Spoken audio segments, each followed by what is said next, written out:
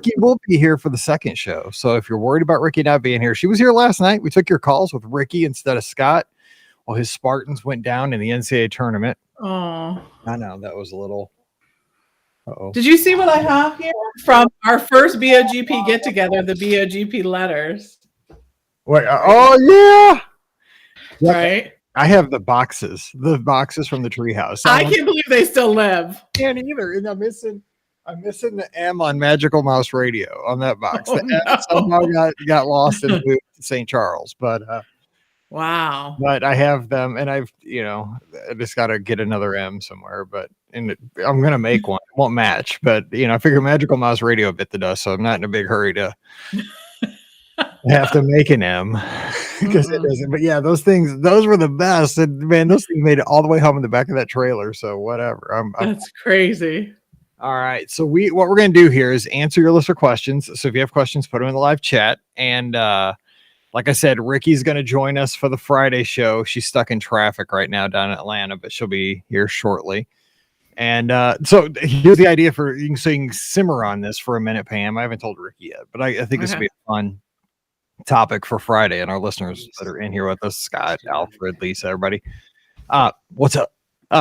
So, we could kind of think about this. We're going to do Battle of the Lands, Magic Kingdom version. Okay. So we're going to say, which land has the best snacks? So you get one land, but which land has the best snacks, or which land has the best characters, or which land has the best, ride? Okay, so this is the Magic Kingdom edition. Yeah, because it has the most lands. It'll be the easiest since I didn't really tell you ahead of time.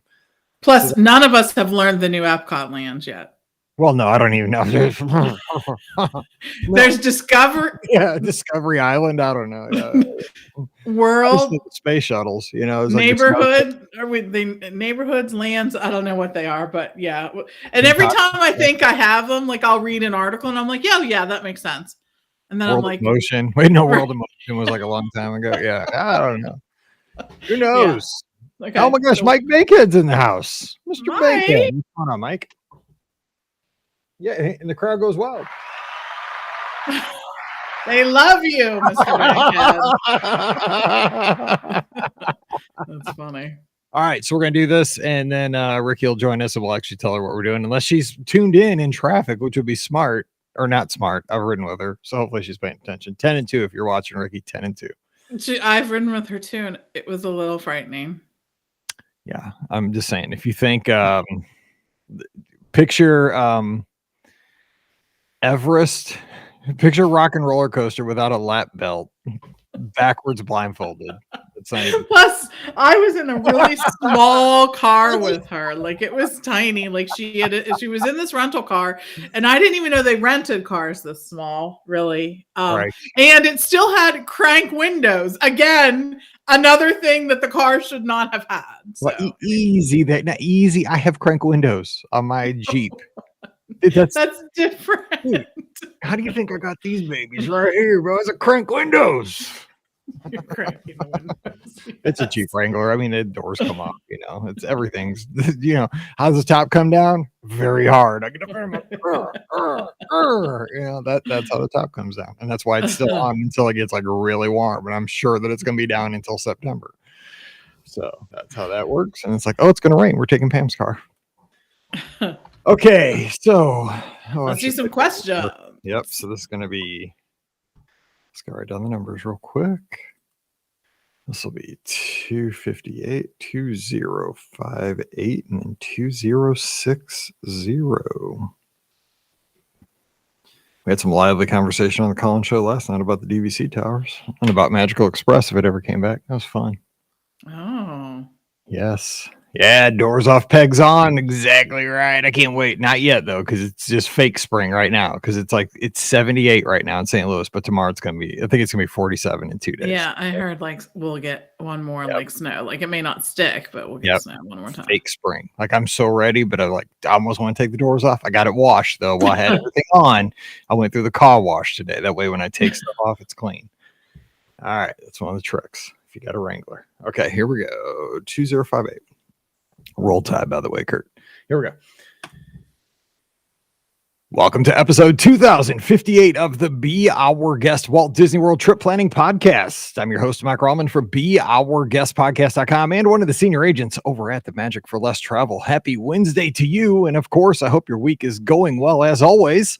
And we're here to answer your listener questions as we do every Wednesday. And today, you just have a twosome. It's a pair. It's a pair of podcasters right here for you in your ears, which is kind of fun because you have a pair of ears, hopefully, and maybe a pair of ear pods. Who knows? Some people listen with one AirPod. I don't care, but we're here. We're going to have a good time talking Disney.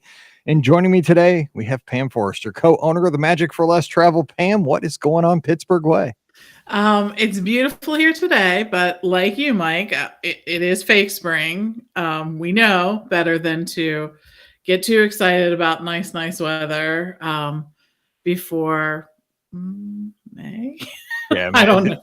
Memorial Day. I mean, yes, we're talking about. We've got a lot of Jeep, apparently Jeep owners in the live chat tonight in the pre-show, and it's always that debate. When do you? Because that's when you commit as a Jeep owner, when you take your doors off. And I know some places apparently it's not legal to drive with your doors off. I've heard. I think even in Pennsylvania it's not. Oh, really? Really? Yeah, people were telling me that because I was cruising around like on Instagram Live in my Jeep with my foot sticking out because I have pegs on the outside, and it's all legal in Missouri. So. But I take my doors off usually around Memorial Day and they don't go back on until maybe Labor Day or so, usually it's till October, but it's one of those things. It's a commitment because my doors are like 85, 90 pounds and you don't want to be wrestling those things. So again, we're in fake spring, even though it was like 78 here as we're recording today, but it's going to be 47 later this week. So and the 47 is hard after 70 something, like, right? It's twice as hard. So anyways, but yes. And so my big news is, this is something that sort of evolved over the last couple of weeks, is I am doing an Alaska cruise this year. Speaking of cold weather, I mean, I know, right? But cold weather, not my favorite. Alaska, though, worth it. So was wrapping all that stuff up. Well, so Mike Bankhead, captain, Be Our Guest Podcast Lizards. You want to be on the best running squad ever, the most supportive. Go to Facebook, Be Our Guest Lizards. Just join the group. Join us. We're awesome. If I do say so myself, as my grandma used to say. But speaking of Alaska, we did a trip report with Mike years and years ago about his Alaska cruise with Disney Cruise Line. So if you ever need to listen to a show, Pam, I mean, right there. I mean, Alaska hasn't changed. I know, right? So I'm not, I know. So the people will gasp, but I'm not going with Disney in May. I'm actually going with Royal. Well, I mean, it's Alaska, right? I'm saying. Yeah, I'm just trying to, right. All good. But yeah, so many things to look forward to. Such a different planning process when you're thinking of Alaska versus a Caribbean cruise or even a Mediterranean cruise or whatever. So exciting stuff, though. I mean, it's always exciting to plan a different kind of trip, right? I mean, we all love Walt Disney World and even Disneyland and that, but there's something about a different kind of trip that sort of, gets all that creative stuff going. So I like it. By the way, I'm about 95% to planning a different trip for me. That will be very exciting. Very, very excited because it may involve a little baseball, a little Disney, little stuff I've always wanted to do for a long time. It's close. We're working it. The cheerleading puts all kinds of wrinkles and everything. And when your daughter's going into high school, I can't believe it. She's going into high school. So now you got to consider all that because tryouts are in like 2 weeks. Anyway, but I was going to say, though, the other day when I was on the treadmill, and I've seen this episode like 4 or 5 times, Love Boat.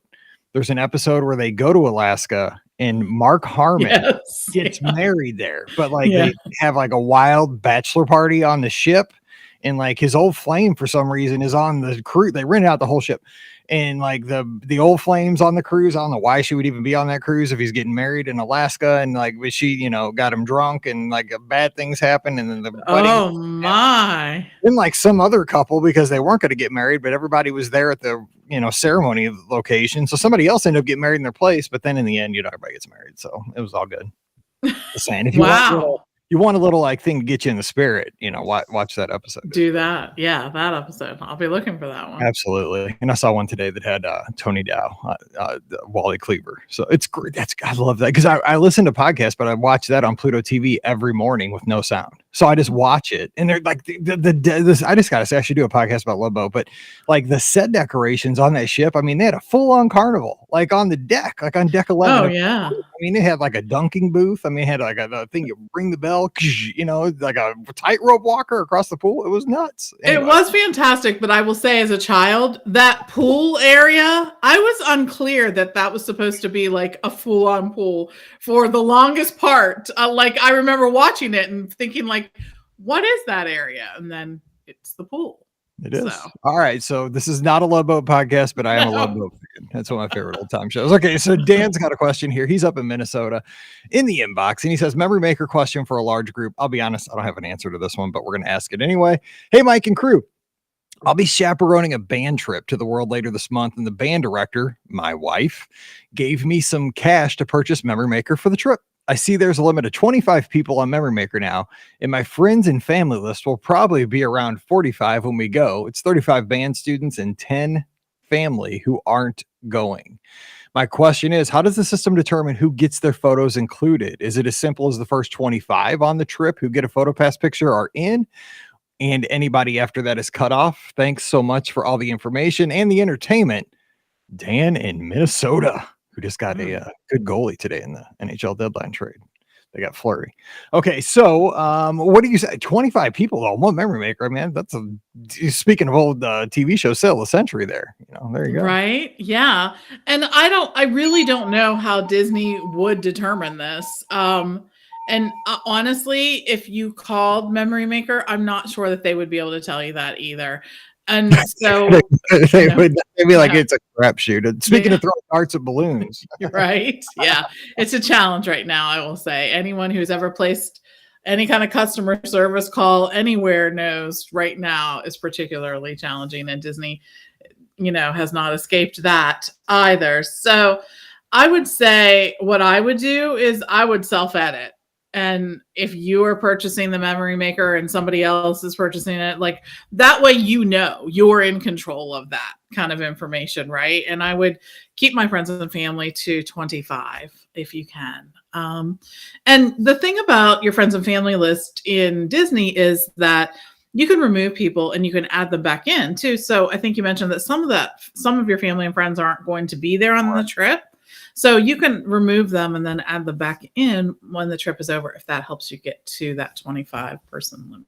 So is it taboo to cut somebody from your friends and family list without letting them know ahead of time? Like all of a sudden, do they think they are no longer your friend in real life? If all of a sudden you get an notification like Sam Forrester no longer is your friend on my Disney experience. Like I hope not, because one day I dumped everybody because I was in the middle of dealing with tech, and they're like, "You have too many friends and family." So I'm like, "Well, then we're making cuts."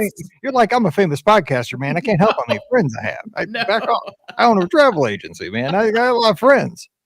No, so I mean, I had to dump just about everybody from it to get it down to an amount where I could start making, different plans again. So that I don't think people should take that too seriously. No, I'm just kidding. All right. So Diane's got a legit question I think you'll be really good at here. She says, what fine dining restaurant at Walt Disney World do you think is the most kid friendly? That's a good question. So fine dining, but also kid friendly, because normally we associate fine dining with like adults only experiences. At least I do many times. What would you say? But a couple of things. I know. I don't know that there's any signature restaurant that I haven't seen a child in, except for Victoria and Albert's, where they did have a age limit for a while on that, and it hasn't reopened yet. So we don't know what that will be like when it comes back. But that's the only one that I have. So when you're talking signature dining, you're thinking Narcoossee's and California Grill and Jico and Yachtsman and help me out. I'm sure I'm forgetting a couple right now, but I will say, I think that Narcoossee's in particular sort of lends itself to having kids there because it's sort of a loud restaurant to begin with, just by way of how the restaurant is built. It's out there in the water. It's all one room. And the great part of that is you can see the fireworks and you can also see the electrical water pageant from that location. So I think that really is a good spot. for kids because there's often something that keeps them entertained. I think California Grill many times for the same reason, right? That you have the ability to go out there on the catwalk and see the Magic Kingdom, or maybe you can see it from your seat if you happen to be lucky enough to have one of those seats that has that. And all of these restaurants are also going to have a kids menu available. So there are absolutely going to be choices that your kids under 10 are going to be able to choose from, and something that they like. So and maybe they have more sophisticated palates and they want to try something, else, they'll be able to do that too. So I think that those are both good choices. I also think that Yachtsman is a good choice too. Seen lots of kids there, but honestly, I don't think that there's any location at Walt Disney World that will be not appropriate for kids, especially in those earlier evening hours. So. Right. I would also maybe offer up Topolino's. That might be an option. Yeah. Absolutely. Cool. Yeah. Good question. All right. Next question is from Mandy. She's down in Nashville, Tennessee. Hey, Mike, first time emailer. I have a question about park hours this summer. It looks like park hours in early April have been extended with earlier park opening times and later closing times. For example, Epcot's opening at 8:30 and Magic Kingdom staying open until 11. Do you expect these extended hours will be carried forward through the summer? Right now, hours for May are showing a typical 9 a.m. opening with 9 p.m. closings. Thanks for all you do and for the great info you provide, Mandy. So what do you think about this? Because we see this kind of all the time, right? It's kind of always that conservative long-term schedule. And then, based on crowds and bookings, then they get a little more aggressive with the park hours to accommodate the guests, correct? Yeah, and I think Disney has really done a great job sort of adjusting to this ebb and flow. They'll absolutely take a look at the park reservations. This allows them to have a better idea of who's going to be in the park each day, right? And allow them to plan for that. They have been extending hours. And in addition, they made those additions to Genie Plus, not the individual Lightning Lane that you have to pay for individually, but they made the addition to the Lightning Lane attractions that are included when you purchase Genie Plus. So they made a lot more of those available too, some headliner ones, right? So I think that's great too. So I think it really will depend, and it might depend actually on even when you're going in the summer. Sometimes will definitely be more busy than others. As you move into August, that becomes less of a necessity. So if you're going toward the end of summer, you probably won't see those hours extended as much. But if that's needed in May, June, and July, then I think we'll see that. All righty. Chad's in our live chat and he says, thanks, Mike, for helping me book the latest trip for my wife, 2-year-old, and me. Appreciate you answering the question on dining reservations, including a 2-year-old. Got reservations for 3 at Liberty Tree and working on Ohana now. Thanks again. So I want to just throw that in. And also thanks, Chad, for supporting the agency and the podcast. I really appreciate it. He showed me a picture of his family. He has an awesome family. They're heading down here soon. They hadn't been in a little bit. And we were going back and forth about a question because they have a 2-year-old, right? And so don't require tickets. We're joking, right? Like, it's time to go, before. Right. Yeah. Save yourself some money. And I didn't know. I forgot that he had older kids. And I'm like, trust me, when they get to be 14 and 25, they're super expensive. But yeah. Take advantage before they're 3. But we were talking about when you're making ADRs and you're a family with like 2 adults and a 2-year-old. He was asking, do you make an ADR for 2 or for 3? And you do it for 3 because that's what the restaurant asks for, even though you're basically just going to need 2 in a high chair, right, Pam? Right. If you want to seat, or even if you don't want to seat, if you're a breathing person, they will want you to be included in that. So no matter how small you are, we still include you. And I think that has to do partway with fire codes, right? They want an accurate count of the number of people that will actually be in the building or could be in the building. So.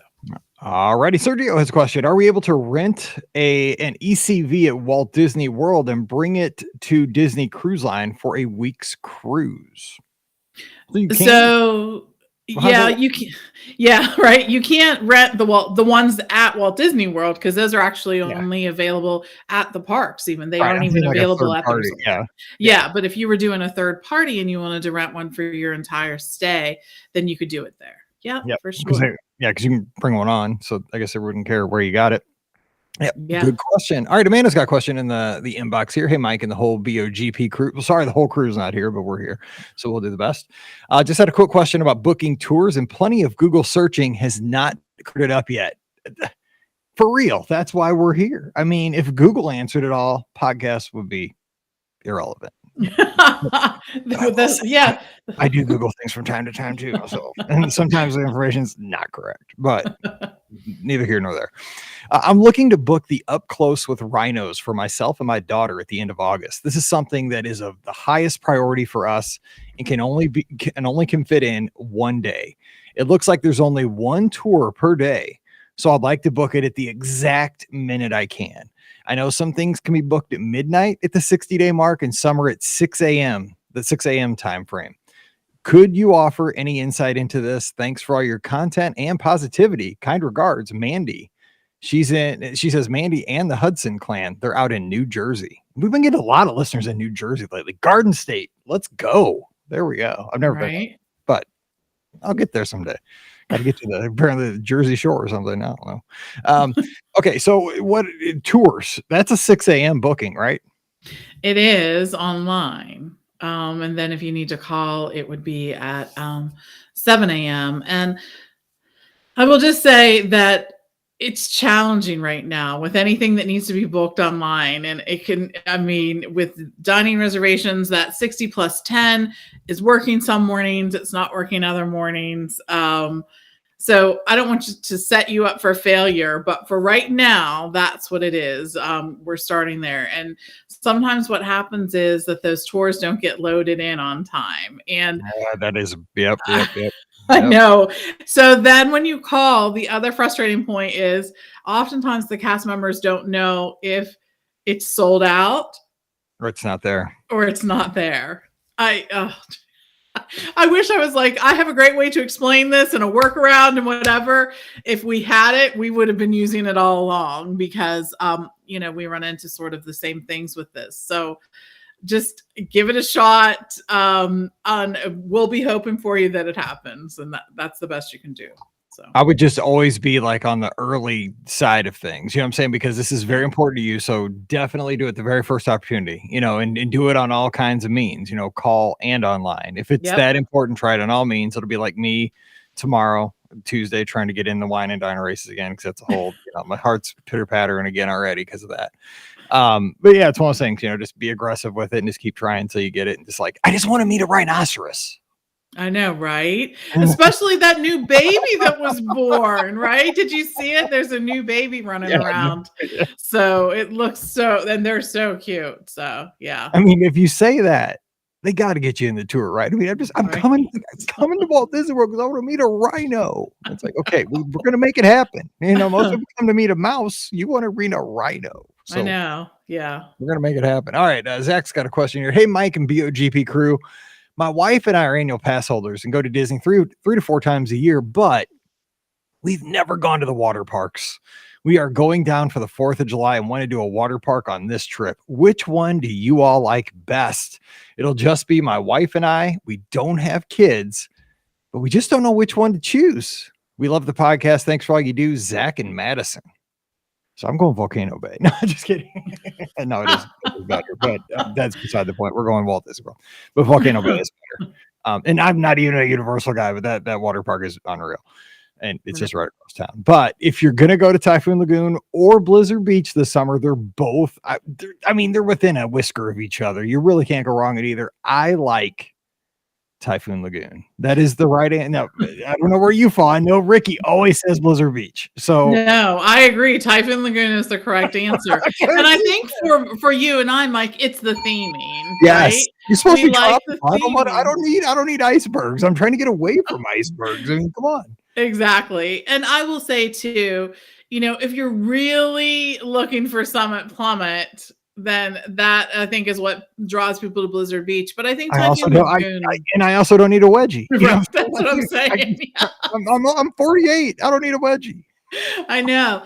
And they also have Crush and Gusher at Typhoon Lagoon, the wave pool. I love the wave pool there. The Lazy River. Not that Blizzard Beach doesn't have the wave pool and Blizzard and a Lazy River, but I think Crush and Gusher is just, I think that's a really good reason to go to Typhoon Lagoon too. So I'm trying to remember because I haven't been there. Like I said, I haven't been to the water park since Mallory's been born. She starts high school. Man. I know, and she tells me about this all the time. So if we went to Walt Disney, you know what? We may go to a water park while we're down there for the summit, maybe, because we're down there for cheer if we can find a day. Because she's never been, she always wants to go. But I can't remember. I know that on the lazy river at Blizzard Beach, they hit you with those ice cold, like when you go in that cave. Remember, like that water is like it like almost stops your heart. Like, about that, like you're chilling. It's a 90-degree day. You're on the lazy river. Everything's all good, except for it's like always crowded. But you're trying to chill and you're just taking it easy. And then like you go into that cave and they hit you with 33-degree water that like you could make, the Coors Light, like it's like from a Coors Light commercial. Right. Yes. Almost stops your heart. Then, by the time you get to the other end, you finally your heart rate gets back up to where it's supposed to. You get hit with it. I like that. Like I can't remember. I don't think they do that at Typhoon Lagoon because it's tropical. Maybe they do, but it was like whoo. I think there are different places where you get hit, but I don't know why. Maybe it's just like it feels colder because you're surrounded by these like little icebergs and little ice things, right? I mean, maybe it's like mind over matter, but yeah. Remember when they used to have swimming with sharks at Typhoon Lagoon? I did. I loved that part. I thought that was one of my favorite parts. Yeah, that was super unique. I'm sure it was like really expensive to keep up, like salt water. Because that water was super cold too. It was really. It was shocking. You're like, dang, those sharks! I thought they were warm water. They're in Florida. Nope, it's cold. Right. I'm like, I'm either going to die hypothermia or Jaws is going to eat me. One of the two. I don't know which one's going to happen, but this probably is going to end well either way. And they're like, don't kick. That's what they always told me when I went in. Right? Don't kick. I'm in here with the shark. Anyway. I'm from Missouri. The chances of me freaking out when I get in here are high. It was so fun. All right, Sherry's got a question in the live chat. Hey, y'all, I need a room that sleeps 5 at Beach Club, but only 4 people are going. My boys are too big to share a bed, and it's magical for no one. What's the best way to ensure we have a room with a day bed? Will a room request be enough to do that, or do I need to pay extra and add a phantom third person to my room so a reservation looks like 5 are going? Thanks. Sherry's down in Dallas. Good question. What do you think, Pam? It is. So it really depends on what you're looking at, and look at the different.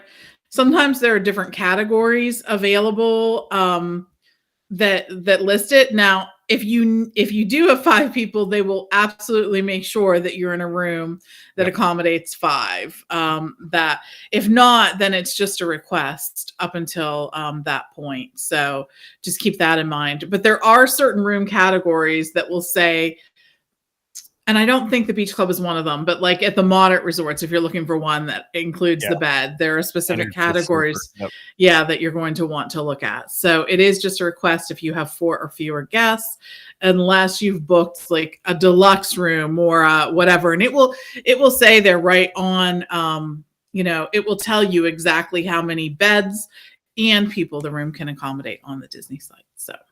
And I will say, speaking of those, so the moderates that do that are Riverside and Caribbean Beach, where you can book like a Water View 5th sleeper or a Woods View, or Riverside, you can do like a Woods View 5th sleeper. The 5th sleeper though is made for smaller kids. So my suggestion is somebody that's like 11 or younger, probably. I mean, they're not full on beds. They're like pull out kind of at the moderate, right? This is only at the moderates. Yeah, I mean, at the deluxe is like a Beach Club, Yacht Club, Boardwalk. You're getting a day bed. I mean, it's basically a couch that kind of converts. And I've slept on them. I mean, I'm 6'3", just because I've with races and leaving the room at weird hours and stuff, and I've been fine. So those are full on for adults. But if you're looking at those moderates, I think a lot of people think, oh, well, we could do 5 adults, and no, I'm just saying that whoever, I don't know how you're drawing the sticks, man, but if you, whoever gets that 5th sleeper, you're bumming if you're not like 11 or younger, because it's, I mean, a kid would love it because kids sleep on anything, right? They sleep on the floor, they sleep in laundry baskets, they don't care. And it's actually really cool looking with the theming, but it's just not big. So you don't want anybody that's, it's going to be in the NBA or something, Right, for sure. And the other thing you can do is there are certain studios available at the Deluxe Villa resorts that do have a 5th sleeper as well. So again, you really have to cue in, look at those room descriptions, look at how many people the room accommodates, and look at the bed configuration there. All right, it's going to be a fun one here. It says, listener question, Fort Wilderness. Hey, Mike and BOGP crew. Can you guys help me plan a half day of activities at Fort Wilderness. We aren't staying at the campgrounds, but we think it'd be a fun way to spend 4 to 5 hours there on one of our non-park days. What do they have to offer for guests that aren't staying on their property? Extra fees are fine, and we expect them for most of the activities: hiking, biking, canoeing, archery, dining there. It would be me, my husband, and at the time of our trip, 2-year-old son. Our trip is planned for next winter. Thank you all. We love every show and listen on our daily walks. Claire is out in Ohio. Well, thanks for taking us on your walks. I love that because I know that time is special, and we appreciate that we can kind of keep you company as you, stay fit and enjoy the outdoors or indoors, wherever you are. So thanks for taking us on. All right, Fort Wilderness. We've talked about this, Pam. I know you're a fan of Fort Wilderness. So what kind of activities are happening over there? It does. And one of the reasons why I really like Fort Wilderness is it just feels so nostalgic to me. Doesn't it feel that way to you? Like it was there when Walt Disney World first opened, and such a cool thing. So there's some stuff. First of all, one of the things you're probably going to want to include if you're going to spend a half day there is you're going to want to eat one of your meals there, right? Either breakfast or lunch. You can have them both at the buffet right there at Fort Wilderness. And I think that's worth checking out. So look at the menu there. Make sure you make reservations for that because it does get pretty popular. And many people like to say that that's one of the best bargains on Walt Disney World property. So, and I saw, I think last week, that there's a new special that's at Trails End over there at Fort Wilderness, and there's some kind of new special. I know they're not going until next winter, but I'm going in less than 2 weeks, and I'm just saying, like, I'm going there. There was some kind of new, and it looked, I can't remember what it was, but I'm like, get in my belly. Up your alley. Don't give me Topolino's, give me something new at Trails End. I'm like, heck yeah. Okay, so go ahead. What else we got going on?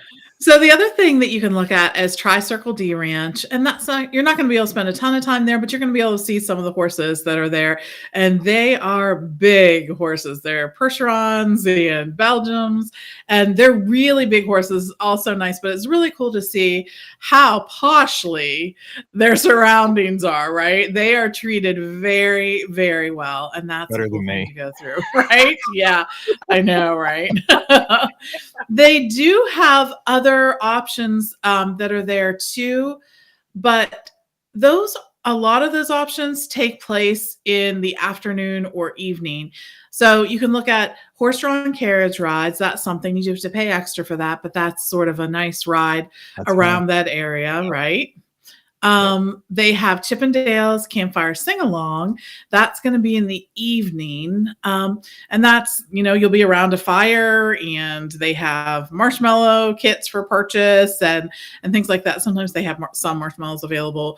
They also do movies under the stars, certain places, or certain days. But again, all that stuff is going to be released much closer to your travel dates.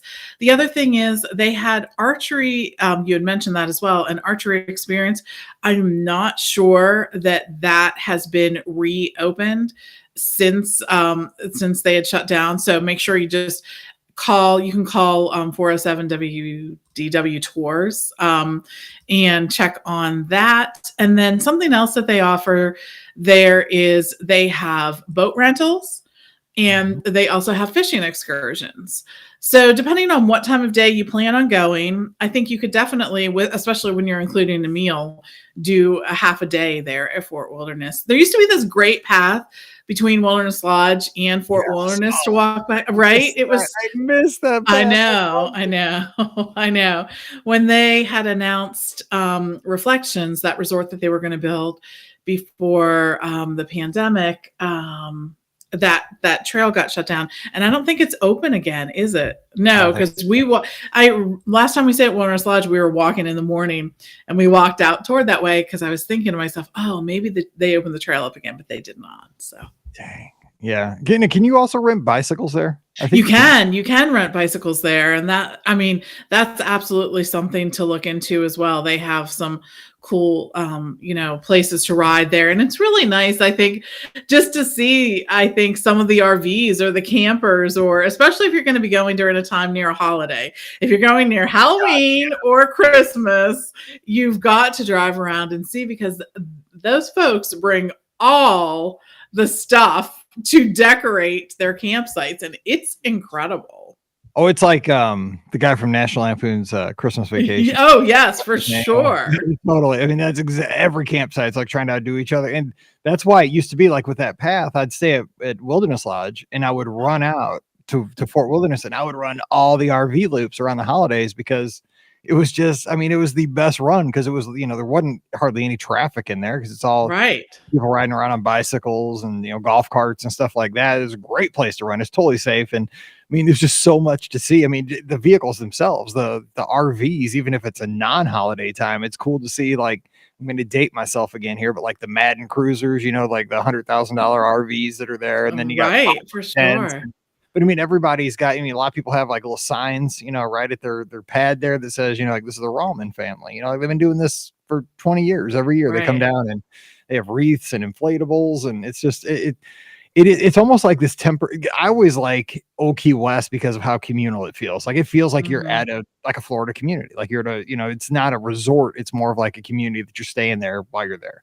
And I think Fort Wilderness has that same communal feel. Like everybody feels like, oh, we're a part of this. Like we're going to pitch some horseshoes later. Like we have a league or something. I love the feel of the place. It's got a good vibe. It does. Agreed.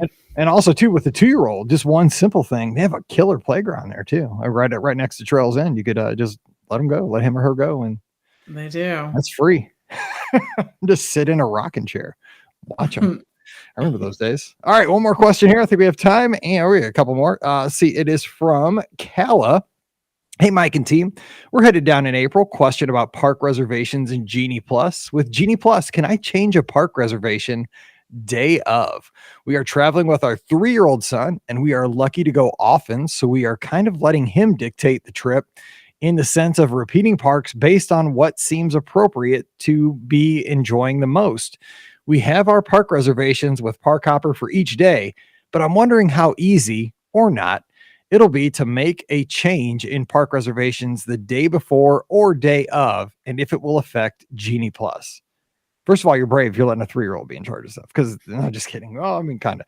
Okay, so can you make changes day? You can make changes day of, but you have to be very careful, especially since you're going in April, because we're recording this obviously in March and it's a busy time. April probably won't be as busy because right now we're in spring break for a lot of schools and so forth, but there are parks that are sold out in the theme park reservations this week, but it's major spring break week right now. So I don't know that's going to be the case in April, but you got to watch that because you don't want to get locked out. So you can, but like look first, right, Pam? For sure. So, and this has nothing to do with Disney Plus. This is actually since the park reservation system has been introduced, but you can't alter an existing reservation. You actually have to cancel it and then make a new one. It's frightening, right? Yeah. I mean, it's like, why? There's got to be a reason behind it, but the reason behind it is because it's harrowing. I know, right? Yeah, for sure. So the thing that you're going to want to do is there is an availability calendar there that's on the Disney site, and you're going to want to look there before you cancel anything and then go from their point. Genie Plus won't be impacted either way. If you bought it as part of your package, then it's going to stay there as part of your package and you don't have to worry about it. So you don't have to worry about that, but that you do have to worry about that one. It's like don't be the cautionary tale, right? No, don't be like, oh yeah, back we're recording that podcast in March. That listener that let the 3-year-old make the decision. Right? Yes. But John does say he's in our live chat here with us. You gotta be careful because Easter is in mid-April. Sure. So watch around Easter because that could, that brings the people in. Yeah. So the second part of your question. Also, we're planning to do some pool time in the mornings and then head into a park in the afternoon and evenings, with the understanding that we have to check into our original park before being able to park hop. I'm not too sure what I should do because we kind of want to be spontaneous about where we'll go in the afternoon and not sure how best to handle that with park reservations in Genie Plus. Should I just make the park reservation for where we want to end up in the evening so that we don't risk having to scan in at a different park first? For references, we're staying at the boardwalk. Sorry for the long and wordy email. Thanks for your help, Kala. So what would you do with your park reservation in that case where they're going to do pool time in the morning? Kind of, they don't know where they want it. Just here's what I would do. This is just me. Since you're at the boardwalk, I would probably if you're not sure, I'd probably make my reservations for Epcot, because you could just walk over. You could walk to the International Gateway, walk in and walk out, and you're in. But you still can't park. I mean, if they're going to be in the pool all morning, it's not going to matter, but you can't hop till 2. I mean, that you can't get around that still. So you got to remember that. Right. Yeah. It does make it a bit more challenging. So you could always just, make it for the park that you want to end up at that evening. And then you're able to go into that park earlier that day at any point when let's say you're done swimming at like 11, then you can still go into that park with the knowledge that you could actually hop to another park at 2. But I would feel comfortable. I would want to have a reservation every day I intended to go into a park. Even at the very least, what you can do is, let's say you thought you wanted to go to Magic Kingdom, and at this point you realize, well, we're not going to get over to the Magic Kingdom, and I want to go over to Hollywood Studios tonight. At that point, after 2:00, I would see what the park availability is, just to cancel my Magic Kingdom and make it to Hollywood Studios that day. So that's something that you can do too. Usually after 2:00, I think park availability really opens up, right? I don't think that it has that same restriction. Like, I don't think that because it was sold out for this date, a while ago, I don't know that it's always still sold out at 2:00. So something to think about. All righty. And the last question of the day, it's about character dining. It says, hello, recently found your podcast and I'm loving it. Well, thank you. Question regarding character dining. My husband and I are bariatric patients, and I'm wondering if they discount or charge the child's fee if requested. I realize you're paying for the experience, but I thought of paying but the thought of paying adult prices when we barely eat one meal between us kills me. Any recommendations would be greatly appreciated. Thanks in advance, Lori. Well, Lori, I'm glad you found our podcast, and thank you hopefully you're with us for years. We're entering our 15th year of podcasting, so you can go back and check out some of the old shows. Don't check out all of those, over 2,000. There's a lot to catch up on, but we hope you're here with us for years and years to come. But I wish I had a better answer for this, but Disney just, they once you go in, I mean, I've done this, with like a 10-year-old kid, right? They have to pay the adult price, and it just kills me because my daughter, as Pam knows, Paige, pickiest eater in the world. Like, we would go to a character meal and she would eat like 5 chicken nuggets and like a couple of fries, and I'd pay $42. I mean, it was just, and you kind of mentioned why. It's because you're going to get the experience of the character meet and greets. You're there, and it's really, you got to kind of think about it from, and again, I'm just looking at it kind of globally from the 30,000 foot view, is that how would Disney police this, and how would they be able to determine, who's going to be doing what price structure, and kind of, that's how I see it. I don't know, Pam, what do you think about this? I think it'd be really hard to police. Yeah, the different pricing is available via based on age, not on any other factors, and Disney does charge that because they're expecting that most parties are going to have at least one, if not 2 adults, right? And they're sort of, doing the math for the day, as they say. But I would look at it as more of an experience. Like, you would do the same for Hoop-Dee-Doo or, other things like that. I know it's not quite a show, but you do get a lot of interaction. You don't have to wait in line for that. And if it's something you just can't get past, that you don't want to, pay that price for it, then just go ahead and skip those and plan on spending, some of your time, maybe, waiting in line for character photos, or getting Genie Plus and making that a priority. Yeah, something like that. But yeah, they do charge based on age. So. Yeah, that's what I was thinking. Like, instead of doing a character meal where you meet Mickey Mouse, say at Chef Mickey's, where that's kind of an expensive character dining experience, instead get Genie Plus and, minimize your wait time to meet him at Town Square, and then, have a nice meal at Columbia Harbor House, and you're going to come out way ahead in that case, because you might split,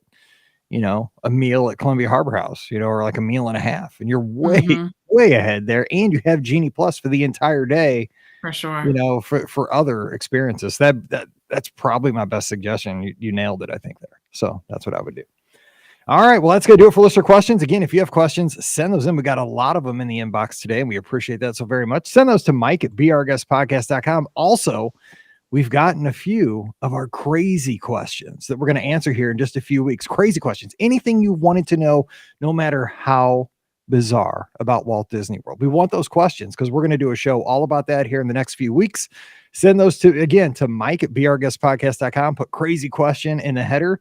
And then when it comes in, I'm always like, what? And then I'm, oh yeah, we're going to do a show about that. You're like, oh my gosh. I know, like what? Because they go all to the same place. Like a travel agent emails, my crazy question. What did I say? I'm always like, oh my God, what did I tell my guests? I say something weird. So I have a folder now. So I'm putting them all in the folder and we're going to have a good time with that. Ricky will definitely be here on that one because, you know, you put a crazy question in front of Ricky, who knows what'll come out of her mouth.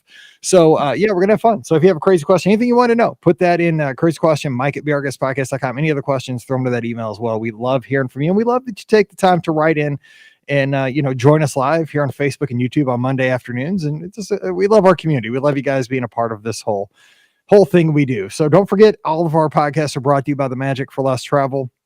We'd love to help you plan that next Disney adventure. And just today I got an email from a guest. They're down there at Walt Disney World having just a great time. And they sent me some pictures, and it was such a great picture because one of the members of the family, they're in front of the train station, right? You know, it's one of those days where, you know, the families, we've all had those days where like everybody's trying to get ready, everybody's trying to rush in, but you want to get the picture in front of the train station. You're at Walt Disney World, so you can post it on social media, show everybody back home. The one kid is, you know, face backwards, so you know wouldn't turn around for the picture. That is one you hang on the mantle. Like that's unique. Like I've not seen that. That is a unique, awesome picture. I love that because that's a moment that you'll never forget, and that's what these trips are, right? I mean, we work hard. Everybody does. I mean, if you listen to our show, this is just my philosophy on all this. I work hard every day so that I can go on vacation with my girls to places like Walt Disney World, Disney Cruise Line, what have you. And that's where I make the memories for the most part. I make them every day with my family, but don't get me wrong. But when I get, you know, that time away from work and we're just on vacation and we're just eating ice cream at 11:30 at night, you don't do that in the real world. And that's why we take this so seriously. So when you're on vacation, I want to help you have those memories and make those memories with those you love. And if you're going down solo, love yourself. You know what I'm saying? I mean, shoot, I go down solo sometimes. And I mean, I'm telling you what, the ice cream tastes great when you're there by yourself too. So I want to help you plan a great vacation. And thanks to all my guests who have allowed me to do that because it is a blessing. And I love what I get to do. So check them out today over at themagicforless.com. Fill out the quote form. We'll take care of you from there. I promise you. So check them out again over at themagicforless.com. Also, please use our Amazon affiliate link, beourguestpodcast.com/Amazon. And thank you to our patrons who allow us to do all these shows and answer listener questions and do Battle of the Lands, which we're going to do on Friday. It's going to be fun. Maybe we'll see. And we just have a good time with that. And our patrons get a bonus show called Mike in the Midwest every week. If you'd like to join us over there, come on over to patreon.com/beourguestpodcast. Give Pam a follow on media at TMFLT Pam.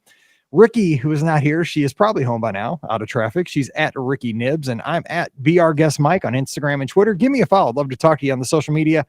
And of course, we'll have a live show this Sunday night on Facebook and YouTube at 7 o'clock Eastern, 6 o'clock Central.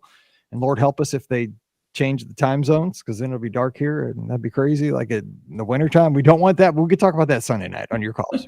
Maybe that'd be a topic, off Disney topic. I'm fired up about that, but I'm not going to talk about it now. But join us Sunday night for that, YouTube and Facebook, 7 o'clock Eastern. And if you don't mind, leave us a rating and a review on Apple Podcasts. That really does help us out. And thanks to everybody who has done that. We sure appreciate that. All right, we're going to get out of here again tomorrow. You get the replay of the Sunday night show where Ricky joined me this week instead of Scott. Lots of great calls. We actually got a caller right off the bat, caller from Indianapolis who visits that new, the location that's coming to the boardwalk, that cake place that's going to be in the ESPN place. She says it's awesome, but it's very frilly. She says it's kind of like, so I compared it to, and she said it was a good comparison. I said I went with Mallory one time to the American Girl Store Cafe, Yes. where like the doll has a little seat at the table and like the doll gets served food too. I was like, oh Lord, but I did it because she was little and I was trying to be a good dad. It's like, oh yeah, it's kind of like that. I'm I'm like, okay, cool. So we get a call about that. We talked about what if Magical Express came back and like, what would you be willing to pay for it? We talked about the DVC tower that's coming to the Polynesian. It was a good show. We had a lot of great calls. So that's Thursday. That's tomorrow. And then Friday, we're going to have another podcast. You know, we always got something there on your feed. So check it out. All right. We'll be back again soon within 24 hours. So until then, stay safe, stay healthy. For Pam and Ricky, I'm Mike, and we'll see you real soon. Let me get this saved, and then I'll add Ricky, then we'll get knocking on the other thing. Why does that keep coming up to the wrong folder? Episode 2058. Edited. Oh yeah. I sent Ricky the link already.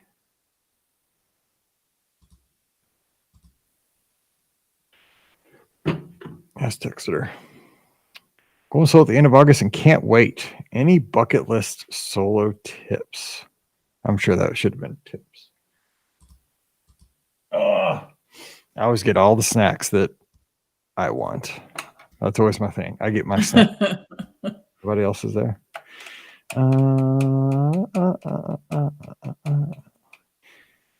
What do you think about? Oh, I do not like the idea of staying off property for Run Disney because you want to be on one of those motor coaches. Like that is the worst time to stay off property, in my opinion. You do not want to be off property for Run Disney. But you got your question answered. It isn't on the show. But yeah, I would try to stay on property because you can just walk out of your hotel, boom, get on the motor coach, and just hope you're on one of the 98% that does get you to the start line. Like, where are we going?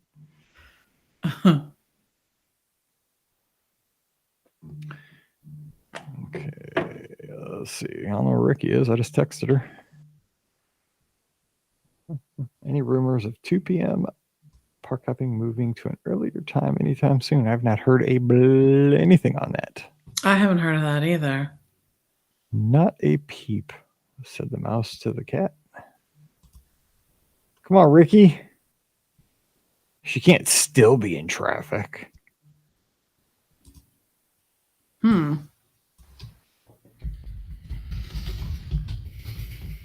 I'll look on find my friends here in a second.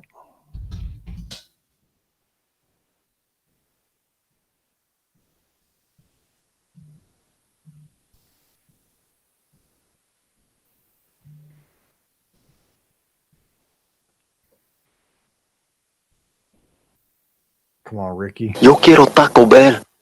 Oh, she said be right there. She better be. Because Yo quiero Taco Bell. Come on. I got that whole mixer just so I could do that. Oh my gosh. I find your lack of faith disturbing. That's so fun. I gotta put some more on there. Are those the only ones you have so far? Yeah, I have. Let's see. I have a bunch. If you build it, he will come. If you build it, he will come from Field of Dreams. I gotta find a cleaner version Oh. from the movie. Because I figured like if somebody talks about building something at Walt Disney World, we could put that in. I haven't had a chance to use that yet. I agree about on property from Disney or Disney Springs for adults. I've not found a good Disney Springs hotel, but I'm staying at a Holiday Inn Express this April, so we'll see how that goes. See if I end up being like a doctor or something after that stay. But I did stay at a Holiday Inn Express last night.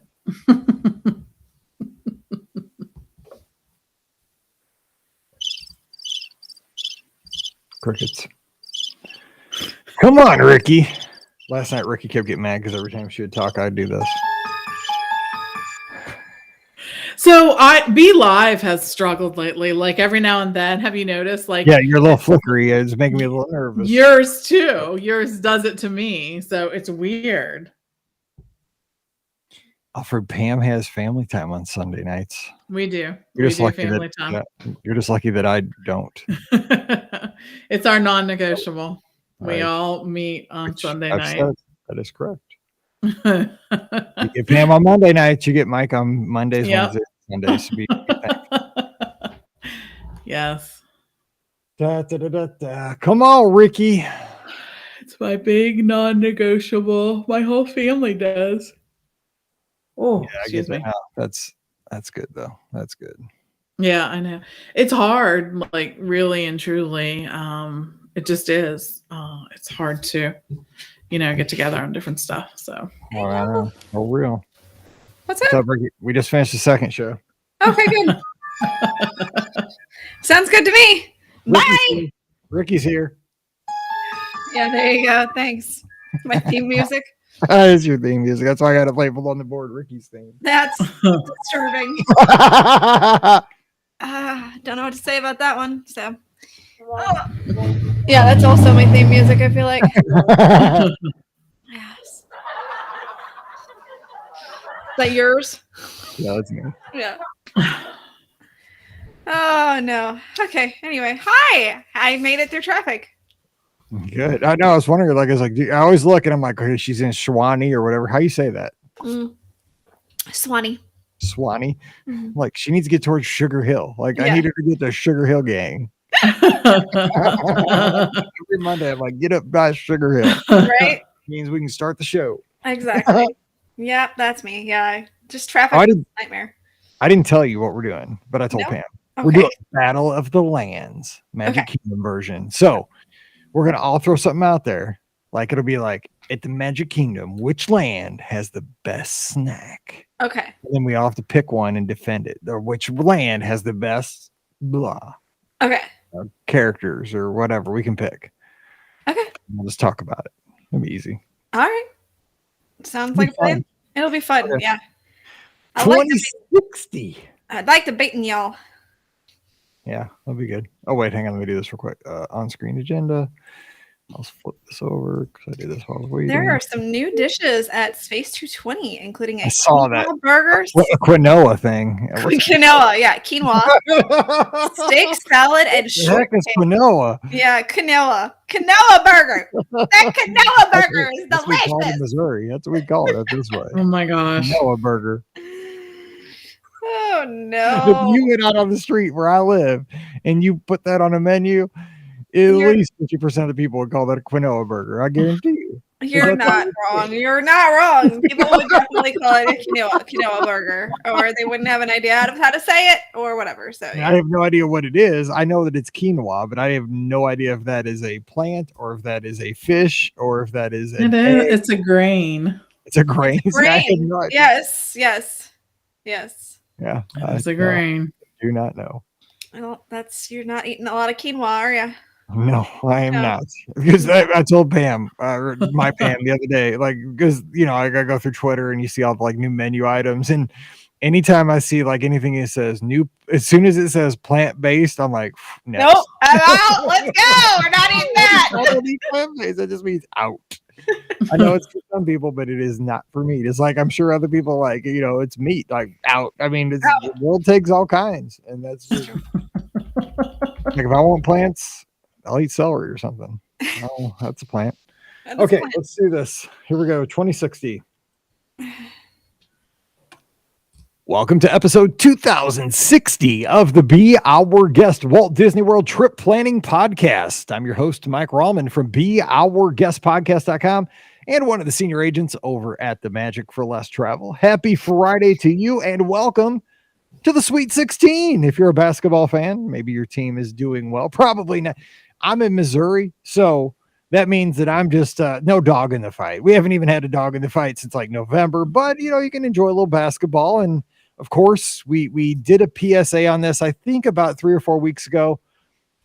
For the most part, Disney community, you're doing pretty good this year. I haven't seen as many things put into brackets as I have over the past 3 to 4 years. It seemed like 3 or 4 years ago, like every living Disney thing was in some kind of a bracket. Oh, this is true. This is true. Hotels, This is true. characters, songs, movies. I mean, Yes. I was just glad there wasn't a podcaster's bracket because I would not be like have to be like the Cinderella that got knocked out as a 16th seed because that could have been me, and that really hurt my self-esteem. So I'm glad they didn't do that. But I mean, this year not a whole lot of brackets. That's true. Although I usually see them late in the game, like weirdly enough. I usually see them like I think that they remember. Oh, hey, it's bracket season, and then they're like, let's get a bracket done real quick. So yeah, I feel like that's what happens. Ricky killing dreams since 2008. Yeah, I mean, that sounds about right. Okay, so anyway, but today we're actually going to do a battle, but it's not in bracket form. We're just going to have just a battle. No brackets. No brackets. But back in the day, they used to do a battle of the bands. Yes. I know this is probably before a lot of people's times. We're doing a battle of the lands.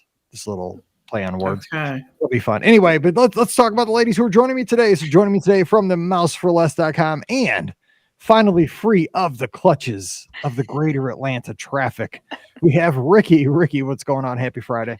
Happy Friday. Yes, traffic in Atlanta. You never know what you're going to get. So I've been stuck in traffic in Atlanta like at 3 a.m. back in the day when I used to drive to Florida. I'm like, what are people doing at 3 a.m? How's there traffic? But I mean, when you go past like the ballpark and there was like a varsity like joint there, I'm like, there's traffic out there on the highway on 75. Yeah. It's crazy. It's crazy. So yeah, some days I hit it and some days I don't. And today was a hit it. So, but I'm here and it's Friday and I'm happy that the weekend is going to get started off all right by talking some Disney fun. Yes, I'm so excited. So what are your plans for the weekend? Basketball or just going out doing some senior photos? Or yeah.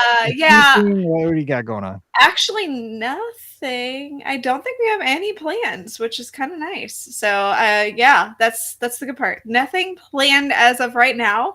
But you know, with Brian and I, we always find fun things to do. So we have like our staples of things that we do every single weekend that we don't have like things going on. So we'll probably hit up one or two of those. Yeah. I'm sure it'll be fun. Yeah, Waffle House, Tim says. I'm sure yeah, Waffle House. That's exactly what one of my staples is. Yeah, not really.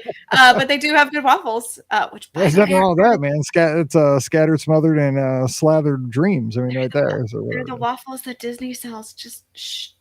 Yeah. Please, would we get just give us a diner? It's not that hard. You could have a diner because I mean, Art Smith is bringing a diner to MCO. I know, right? Yeah. Just bring us a diner, Disney. We want an all-day diner with all you can eat. Well, at least all-day breakfast. Come on, 24 hours. 24 hours breakfast. Gold mine. I'm telling you, gold mine. It'd be like printing money. I'm just telling you. This is true. Although you do have to wonder. I mean, look.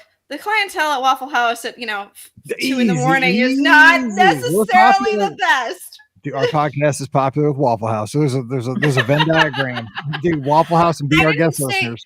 I said those people usually have had a little bit too much alcohol. Usually, that's kind of where I was going with that. So I mean, that's usually the method that happens at Waffle House. Waffle House, you got to have something like Waffle House to kind of that's what soaks up the alcohol. That's the point. But so that would be my fear is that people would go to the Disney version of whatever diner would be for soaking up alcohol, which may not equal good things. So let's hope that's is there not like an empty slot at the end of Disney Springs somewhere? Like, is there not like an empty hole down by like Cirque du Soleil or something? So we can just put that in and keep the ruckus over there.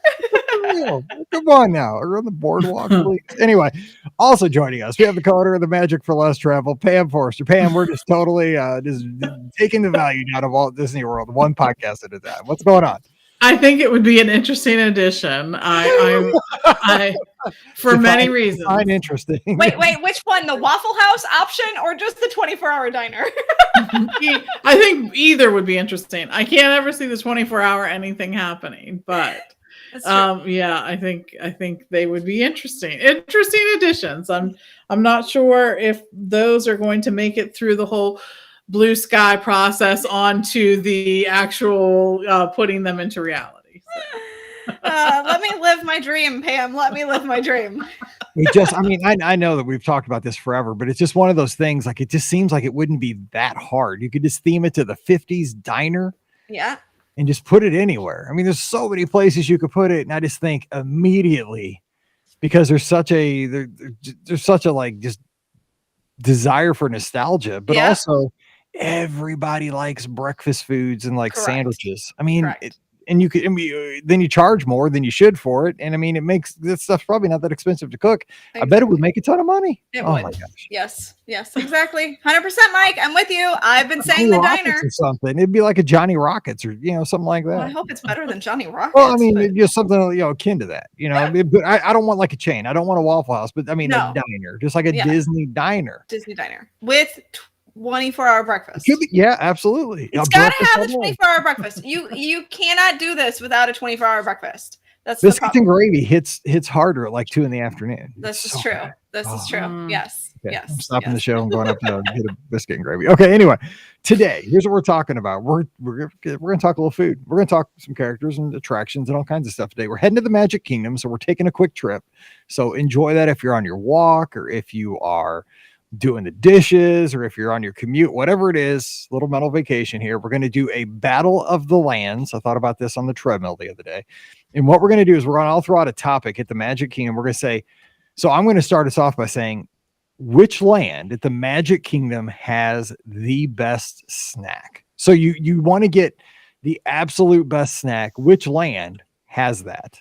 So where are you going in the Magic Kingdom if you want to get okay, here's 2 ways we could go with this. Because I mean, you might say we might just be picking the best snack or overall. Do we want to say overall? Let's do this overall.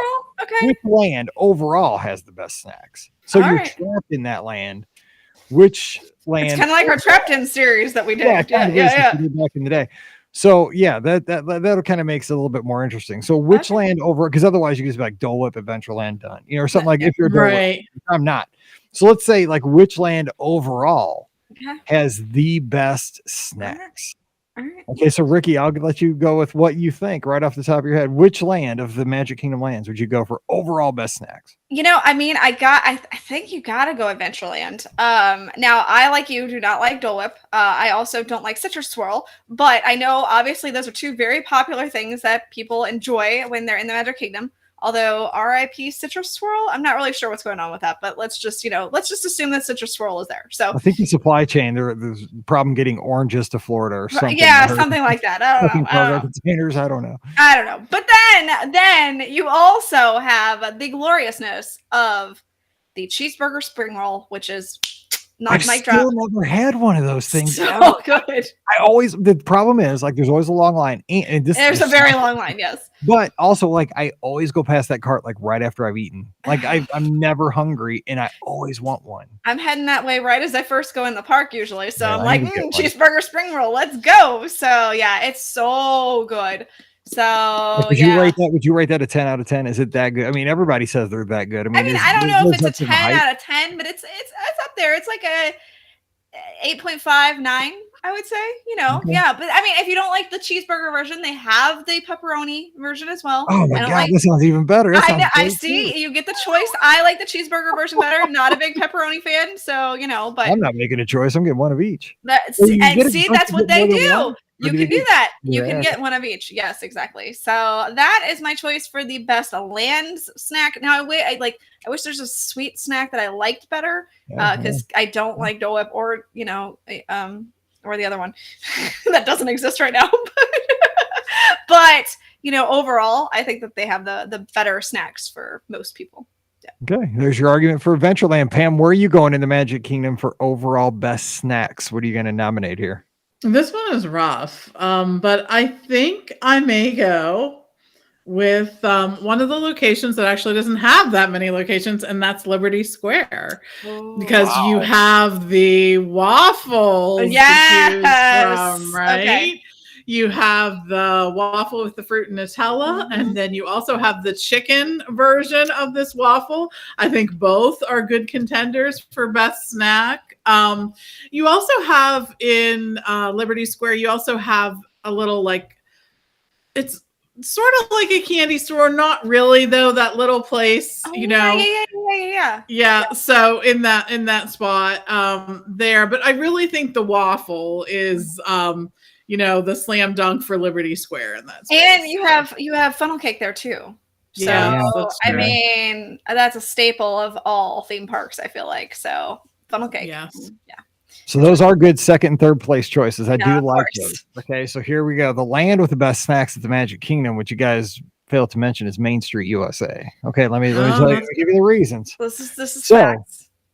For one, you have the ice cream, Yeah. the ice cream parlor. So you can get an All-American sundae, you can get a waffle cone, you can get all kinds of ice cream. So if you're an ice cream fiend, boom, you have an ice cream stand in your land. This is true. Also in your land, you also have the confectionery. So you Yeah. have all kinds of foods there, snacks there, sweets. You got cotton candy. You also have, cookies and those apples, which you still have to have them cut it for. Well, do they cut it? I can't remember, but there was a big No, deal they with- aren't cutting them right now. No. You just got to eat it like a savage. Like if you have a fake front tooth like me, it's 50-50. You'll be toothless at the end of that thing, so be careful. But they're caramel apples, stuff like that, all the cookies and the Rice Krispie treats. You got all kinds of choices there. And plus, now it's sponsored by M&M's. That's So true.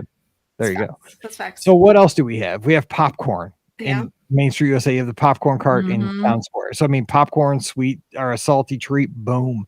Popcorn buckets, souvenir. But we're not talking souvenirs yet. That might be something we talk about in a minute.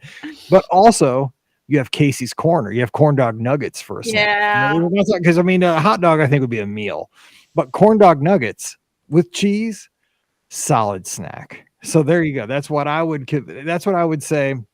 A little savory, but mostly sweet. Main Street USA. But I think those three lands, all three winners for Battle of the Lands: Adventureland, Liberty Square. I was also thinking Fantasyland, though. That was kind of my other thing because Gaston's Tavern, you could grab a cinnamon roll there. But Back you can there. still get a cinnamon roll at the Main Street Oh, Bakery on Main Street USA or your Starbucks. So See, I don't go into Starbucks. That place is just I'm not that I have any problem against Starbucks. It's just that is just I don't go to Starbucks because that's just like one thing that's like it's craziness that I don't need in my life. You know what I'm saying? Like I'm an Apple fan, that's craziness. I'm a Disney fan, that's insanity. Like Starbucks, I just don't need to be part of another fandom that is just absolute nuts. And for one thing, I feel like a fish out of water when I go in there because I've never ordered anything there, so I get nervous. Like everybody's like, I get that. latte, mocha, tall grande guy. I don't know, just want a cookie. Hey, I used to be intimidated until I got a job there, and then I worked there, and I'm like, oh, okay, no, I understand how this whole thing. I totally don't speak the language. Like because I have gone in there because I've gotten like a gift card from people. Yeah. Occasionally, like as a teacher, I would get, they bring me in thinking I drink coffee, and I don't. I drink Coke Zero, but I get, my kids didn't pay attention obviously to anything I taught or did because I'd always have a Coke can in my hand and they'd bring me a Starbucks gift card, but that's another thing. Guess how well they paid attention to my lessons if they brought me Starbucks gift cards. They didn't even know what I drank. But Mike is going off on this one. I used it one time at Walt Disney World for I think I got a cinnamon roll, and it was shockingly really good. It was really good. So anyway, that's the snack Battle of the Lands. All right, so I'll throw this out to Ricky. Ricky, what's our next category in Battle of the Lands Magic Kingdom? Okay, so the next Battle of the Lands is going to be for the best atmosphere. Ooh. Oh, yes. So I'm going to start with Pam Forrester on this one. So this one's rough for me because there's a couple that really, I think, do it well, but I have to go back to Adventureland. There is something about that background music, the chairs that are seemingly carved from like lava, right? I mean, those you have some of, I think, the most themed attractions when you look at the Tiki Birds, Swiss Family Robinson, love it or hate it. You cannot say that it's not themed really well. I mean, you have a Stairmaster 7,284. I mean, right there in the land. It's true. It is true. Pirates of the Caribbean is there too. I just think that is a land that does everything so well and feels very sort of vintage to me almost too. So love that. All right, Mike Roman, what you got? Pam Forrester just won with it. That's why I had to give the ding. That was my unofficial, like, yeah, you just won. So that was the mic drop. But here's the thing. If I had to go with the second place option, I'm going to go with Liberty Square because Liberty Square it's kind of the forgotten land of the Magic Kingdom. A lot of people don't think about it very much, but I mean, think about it.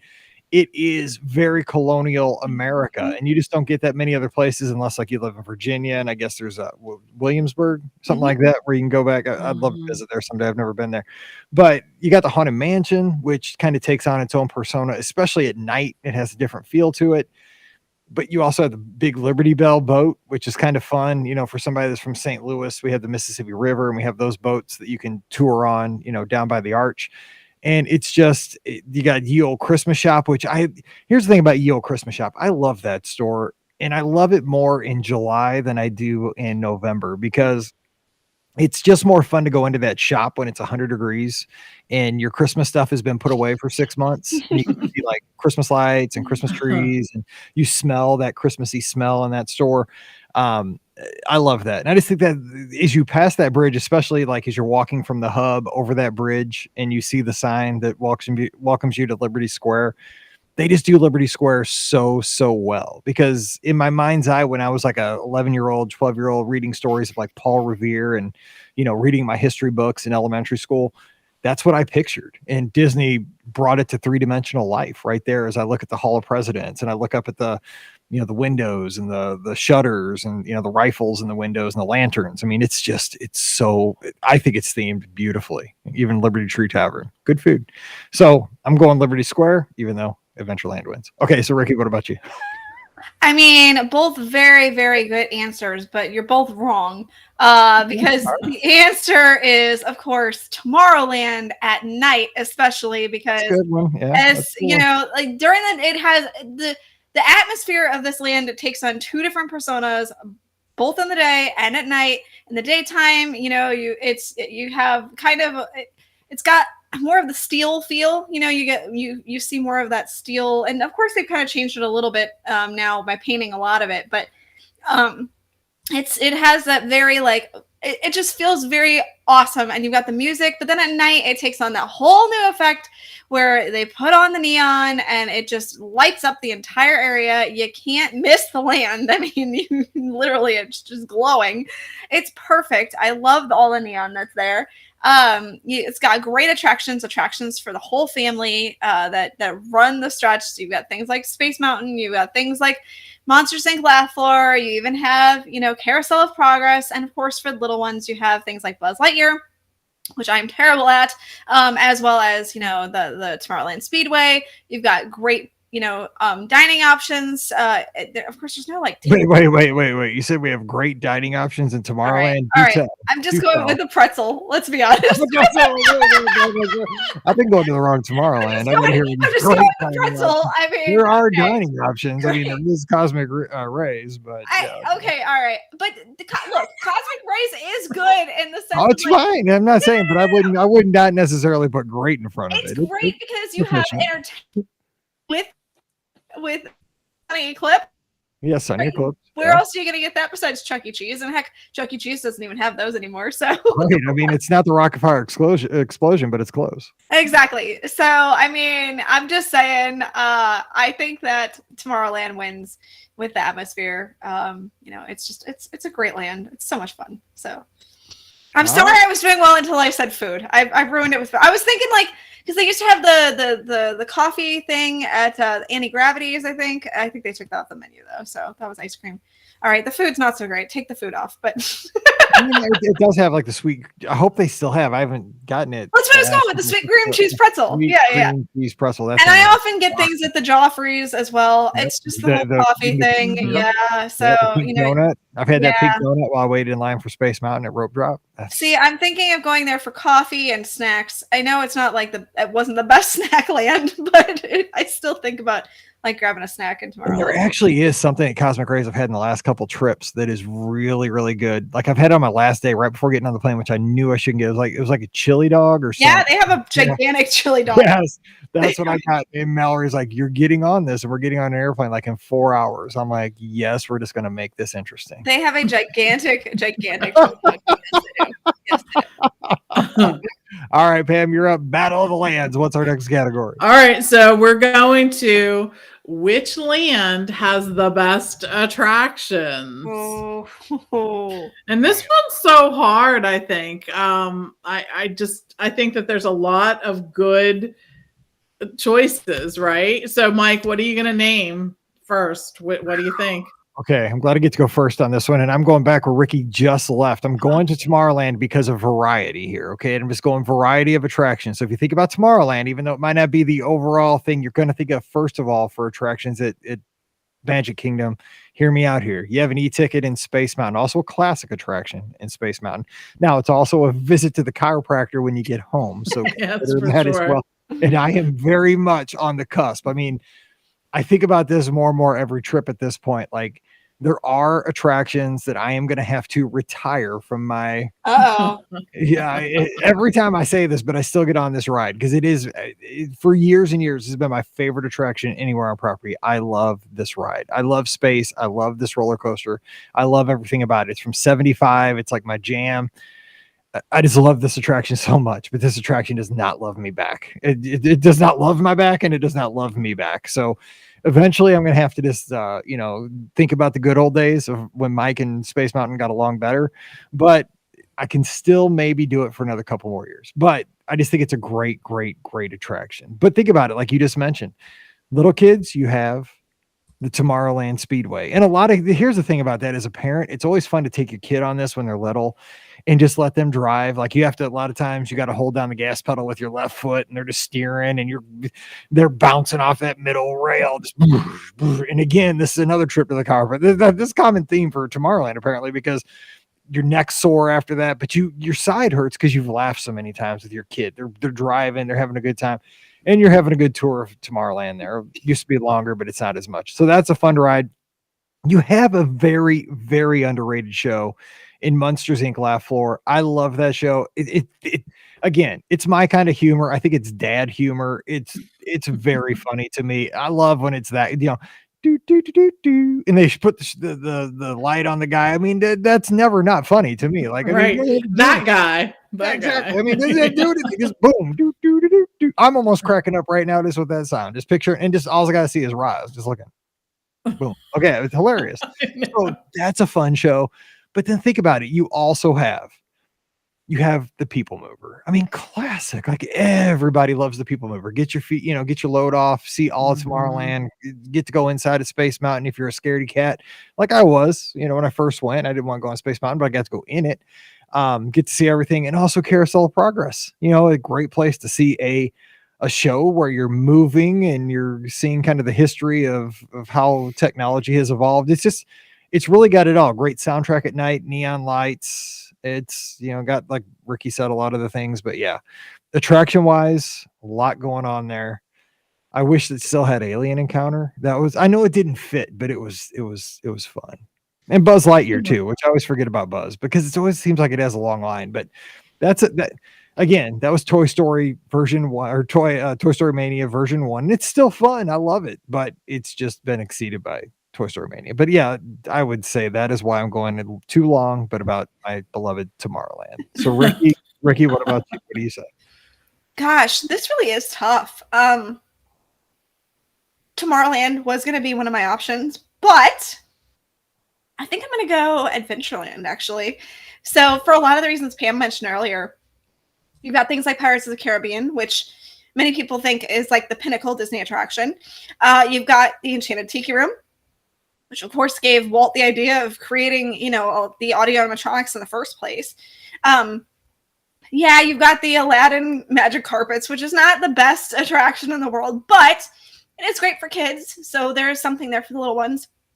How can we forget the Jungle Cruise, which of course is like I think it's one of the attractions that a lot of people think of when they think of Disney. The corny jokes. O2H. Exactly, the backside of water. You've got all the you've seen images of some of the Jungle Cruise and like for years and like all the Disney videos and stuff like that. So that's like definitely an epitome Disney attraction.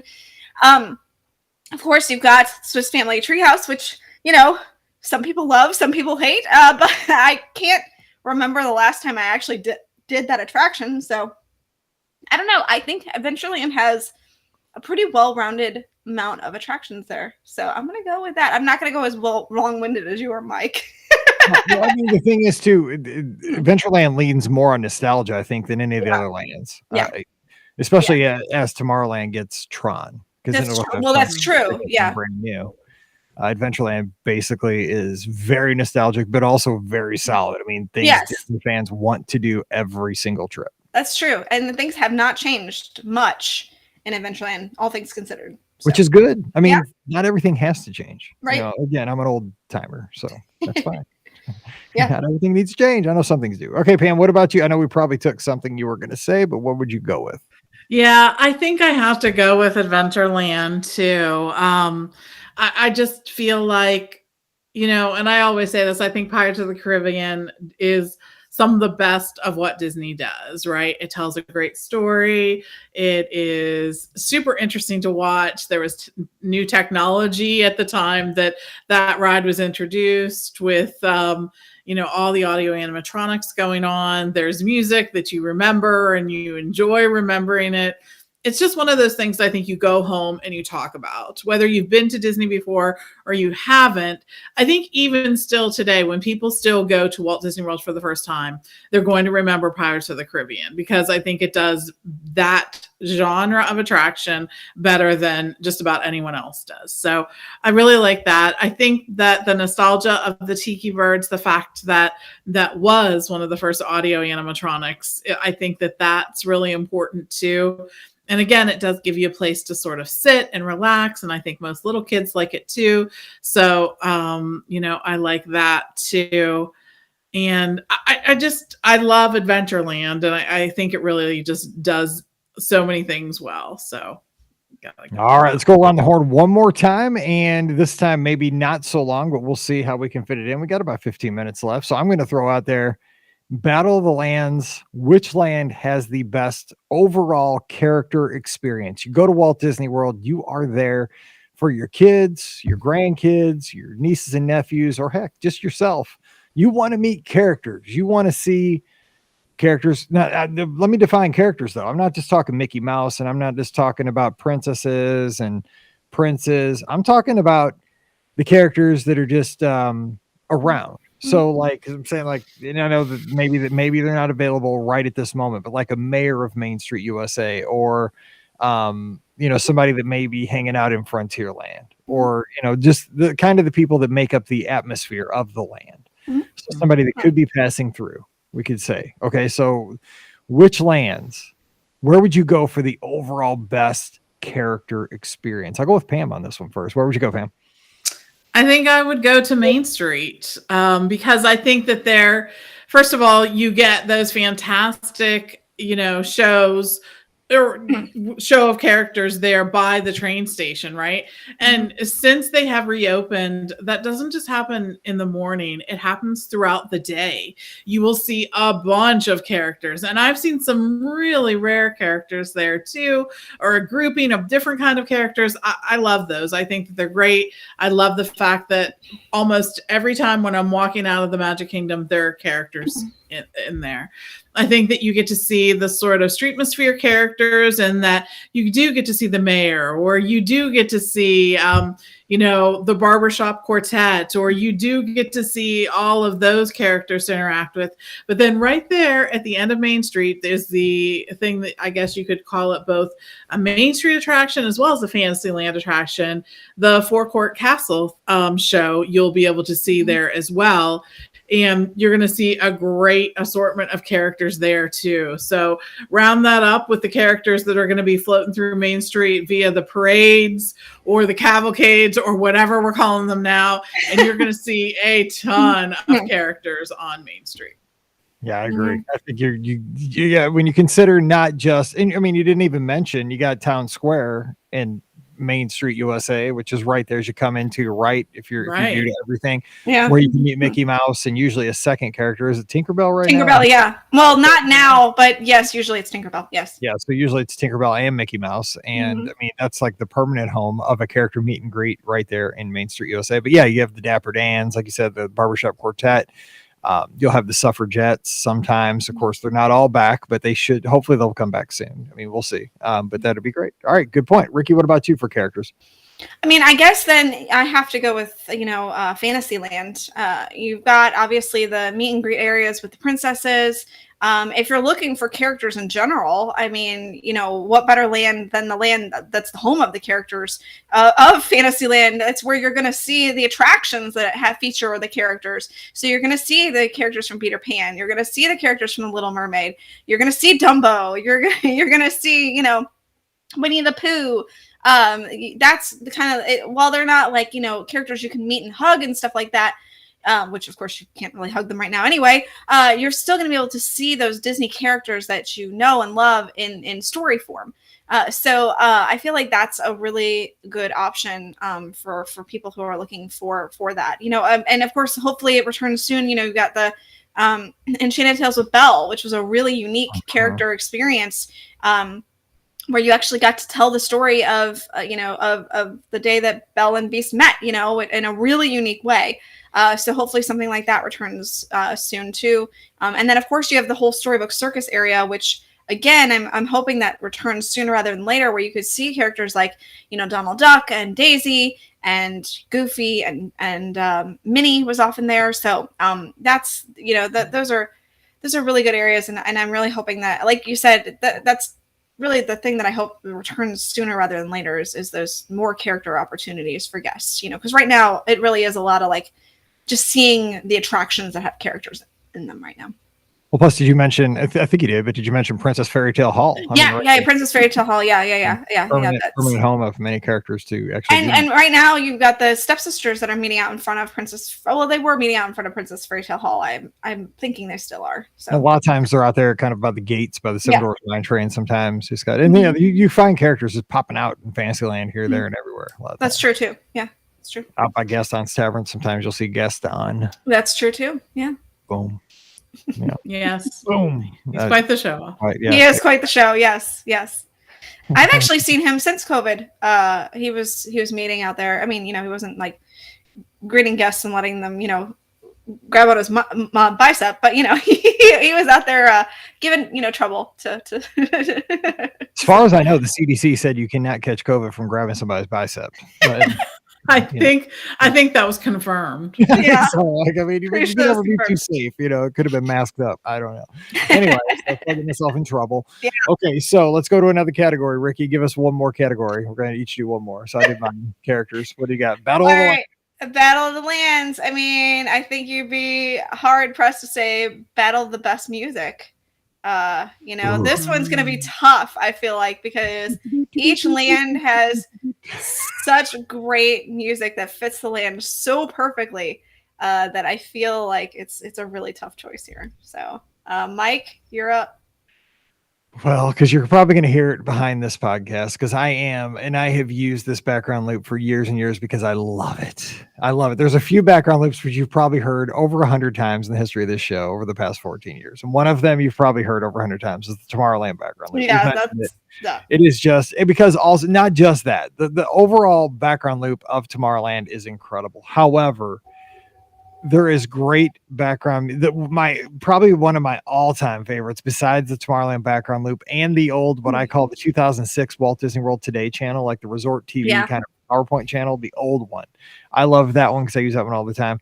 But the Star Tunnel, oh my gosh, I love the Space Mountain all the music in Space Mountain, but the Star Tunnel and those kind of sad horns that they have in parts. Yeah, da da da. Yeah, it makes me like sad. I don't know why, but it reminds me of like you talk about mental imagery, but it takes, because I used to teach this to my sixth graders how words can take you to a time and place, and like music can do that, and smells and stuff.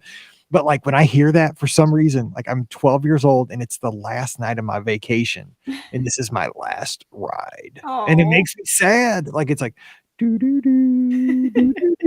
This is it, Mike. Enjoy your ride, sucker. You're going back to Missouri. I don't know why, but like I like it because I'm getting ready to go on my favorite ride, but you're out of here. So it's like I don't know why the song kind of tears me apart. Now you also have a song that's not played. I don't think it's played anymore, or at least it's not. But Behind the Waterfall. You hear that one on this podcast? Yeah, I know you hear that one on this podcast a lot. I need like a 4.5 minute piece. Like that's where I go. That's my go-to. It's such a good piece. By Evangelis. Yes. So yeah, that's used. Actually, that's used all over property. By the way, I've heard it on the train. I've heard it in Epcot. I've heard it in Tomorrowland. They use that kind of as a catch-all too. So it's a great tune, though. It is. Yeah. So yeah, I would give Tomorrowland the nod there because it just has really good music. All right. So Pam Forster. Man, this is another rough one because I could literally make the argument for just about every land. I mean, really and truly, I could. But I will say it's funny. this is something that Steve and I remark on to each other often, but as we're walking in on Main Street, that music, there is something about it. The way that there are some classic songs mixed in with some things that are Disney, and then it's sort of set to that period music. We always say there is at least one time every trip where we're in Main Street and that version of the theme song from Up plays, and I love that song so much. And so every time we're like, oh, they're playing our song. So is that the version of Married Life? Is that the one? Yes, it is. But I love the way that they take some Disney classics that we know and sort of make them feel very, consistent with Main Street USA, the kind of music that you would hear. And I also think it's that loop at Christmas time is my absolute favorite. Yeah. It is, right? A mixture of like some old classics and some new stuff. And I love the version of Rudolph the Red-Nosed Reindeer, which is basically instrumental, except for the people go la la la la la. I mean, and they're like, I have looked that one up. Like, that's Lawrence Welk and his group. I mean, like literally. Yes, right. But I mean, it's just like, oh my gosh, like who would ever think that? But then you have some other great classic, but I love that. I think they do it just so well. So Main Street USA. Yeah, you can't go wrong there. I mean, when you're walking in, like even in like, August or September, whatever, it could be 105 at 9 a.m. with 98% humidity. You walk in, you're just like, oh, you start marching. You're like, it's awesome. You just get happy. I know, it's like everybody's like, we're in a musical. Everybody places. Yes, they play the song they played from Wall-E was in there. I mean, just so many great things. Yeah. I can't dance and I'm not a musical person, but when I'm walking down Main Street USA, man, I feel like I need to shuffle or something. That's crazy. All right, Ricky, what are you gonna go with? Well, I too was definitely leaning toward Main Street USA. I think that it's not one that a lot of people think of, but it makes you feel like you're on vacation when you hear that loop. I mean, really, it does. So, since Pam went with that, I think I have to go with Adventureland in this space because exactly. You have, every person listening to our show, I guarantee you, 80% of the people heard that in their head. As soon as you said Adventureland, everybody's like, drums. That's what I heard. Yes, yeah, exactly. Scott's up in Michigan, go boom, boom. So, I mean, yes, I've heard that song played in other parks as well, but it feels so Adventureland to me. And then, of course, you have Pirates of the Caribbean theme, going through there, blasting as well. Like both of those as well, mixed with some other tracks. The Tiki Birds. Like they're so they take you to Adventureland, and those are the ones that I think of when I think of Adventureland. I'm like, yep, those are tracks that you're gonna hear. So, and of course, you'll hear some songs from Aladdin as you're walking through because Magic Carpets of Aladdin will get you there. So, yeah, I know, right? You were going good until you said Aladdin. I'm doing really good at just going. But I will say, a very underrated background loop is the Jungle Cruise Q loop. Oh my gosh!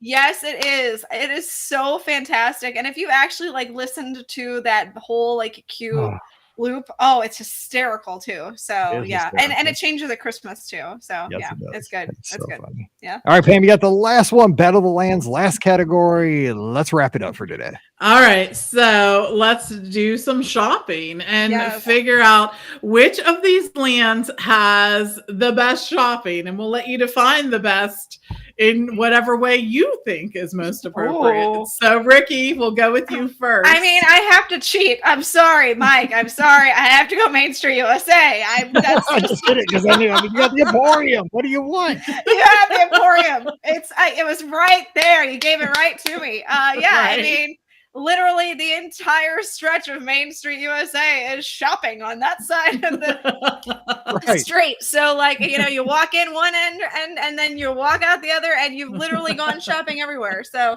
Right, 50% of the land is a store. Exactly, It's true. exactly. And then you have on the other side, you have the dress store, the dresses where I get all my dresses. 50%. It's probably about 70% of the land is a store. And then you got Pandora for those and the purses. And then, so it's all store. And then for me, I'm shopping at the confectionery. I think of shopping there. So you got the hat store, the chapeau. Yeah. Well, I think that closed because they used to have that. They used to have it, but that got taken over by the confectionery.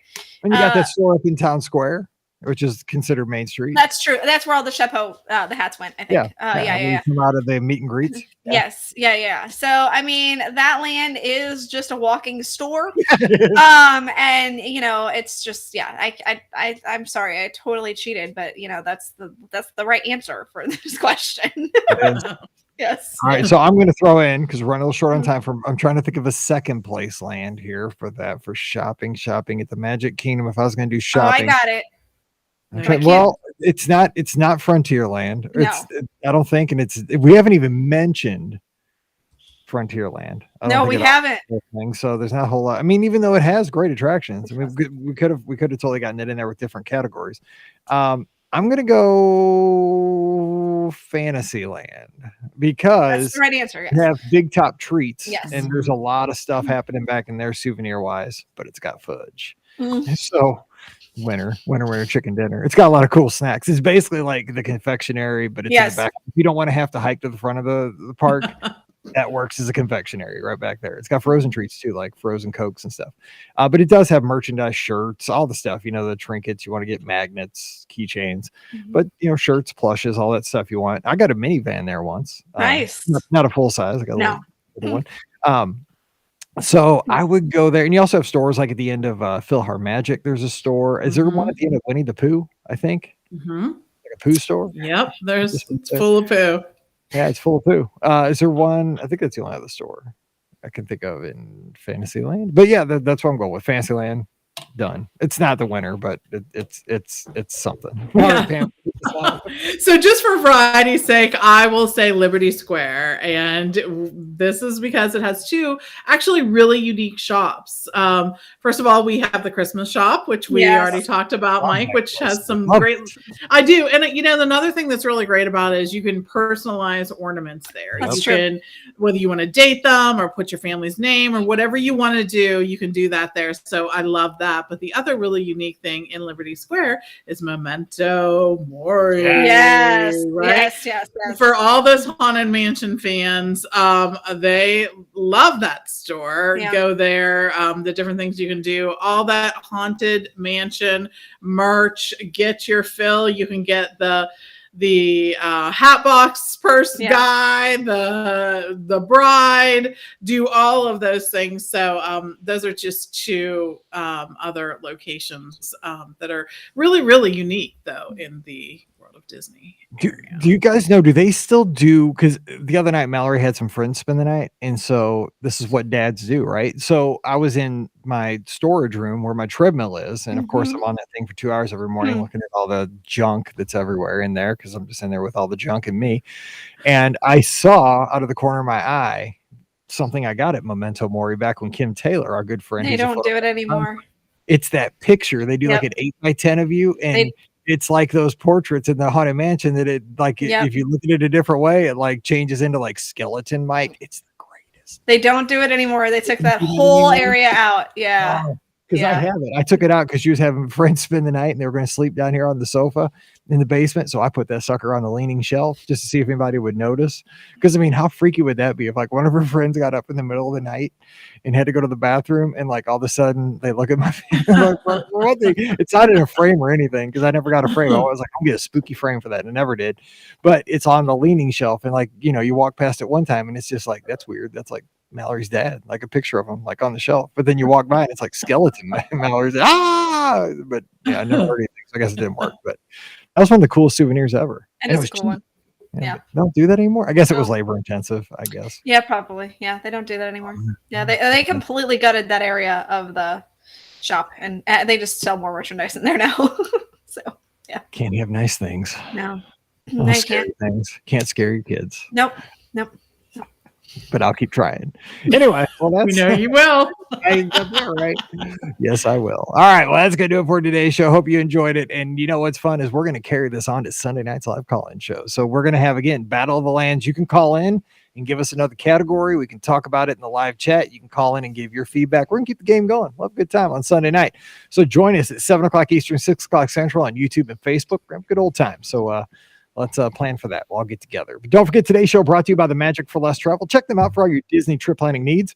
We are on standby. We are just locked in to help you plan that next trip to Walt Disney World, Disneyland, Disney Cruise Line, Adventures by Disney. You want to go, we are ready to help you make a magical vacation happen. So check them out today over at themagicforless.com. Please also, excuse me. That was not me. That was the dog. By the way, we also have an Amazon affiliate link. And if you need a mute button for your computer, they sell those on Amazon. I muted after. Shush. That's professional podcasting right there. So anything you want to buy on Amazon, please use our Amazon affiliate link, beourguestpodcast.com/Amazon. And thank you sincerely to our patrons who allow us to put the show out 3 to 4 times a week all around the world. Couldn't do it without you. And our patrons get a bonus show called Mike in the Midwest every week. Join us, patreon.com/beourguestpodcast. Give Ricky a follow on the social media. She's at Ricky Nibs, RIKKINIBS on Instagram and Twitter. You can check out Pam, everything she does over at TMFLT Pam. You can also follow the Magic for Less. That's another great follow. And you can follow me at Be Our Guest Mike on Instagram and Twitter. I'd love to talk to you this weekend. So join me over there. Also, please do leave us a rating and a review on Apple Podcasts. We appreciate that so very much if you have a few minutes. And thank you sincerely to everybody who has done that so far. All right, time to get out of here and let you get on with your weekend. I hope if your basketball team is still alive, that the ball keeps bouncing the right way for you. I know it's probably not going to, if you're like me, it never happens, but maybe you are one of the lucky ones where sports gods smile on you. The Cardinals are usually good. I got that, but my other teams never. No. So just tell me how that feels. I don't know. So anyway, have a great weekend. Whatever you do, stay safe, stay healthy. For Ricky and Pam, I'm Mike. Have a great weekend. We'll see you real soon. All right. That was fun. It was a fun one. It is. We'll keep that going. Yes. That's a good way to get tips out there without like, here's how you meet the characters. Yes. Another That's way true.